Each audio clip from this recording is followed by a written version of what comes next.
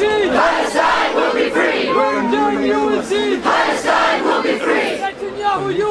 Palestine will be free! Palestine will be free! Palestine will be free! That is more than 6 decades. Oppression must stop. They must have justice. They must live like human beings.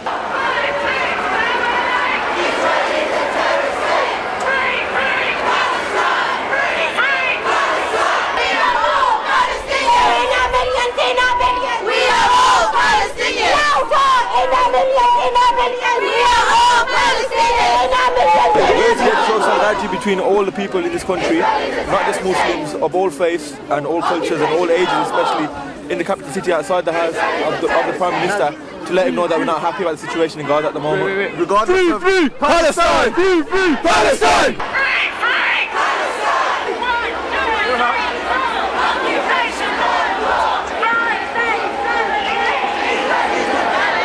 There are two forms of solidarity with Palestine. One is already in the Middle East, which is the Arab Spring. But the form of solidarity in Britain, apart from demonstrations like this, is the new and brilliant campaign called Boycott, Disinvestment, Sanctions. This is the most effective solidarity campaign there's been since the beginning of the struggle for the liberation of Palestine. It will now intensify.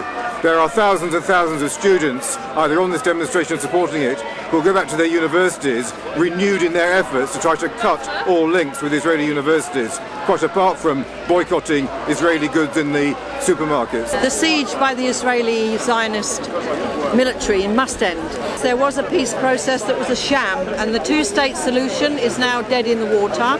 So I can't see how the Palestinians can move forward unless the Israelis in power talk to them as equals and as human beings. Stop demonizing Palestinian people. The Palestinian liberation groups and the freedom fighters only want their land, only want to live in peace. I'm from the International Jewish Anti-Zionist Network. So we're here in support of the Palestinian struggle. We're here against the bombing of Gaza by the Israelis, and we are for the end of Israeli apartheid and the right to return of all Palestinian people and the freedom for all Palestinian prisoners.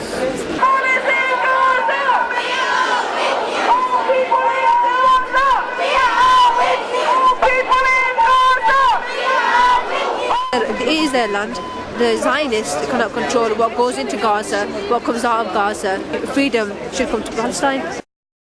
This is one of the most outrageous human crimes in the history, where the whole world is on one side and the puppets of Zionism tend to side with one party which is constantly and consistently violating human rights.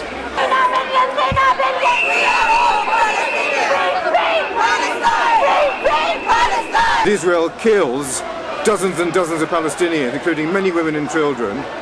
3 Israelis die, but the numbers are completely disproportionate. And the numbers being disproportionate demonstrate conclusively this is a completely unfair struggle, that Israel is a huge bully in the region. As a matter of fact, its bullying, its bluff was called, because in the end it didn't dare go in to Gaza, because it knew the whole of the region would blow up in the context of the Arab Spring. But the reporting in the British media has been absolutely diabolical.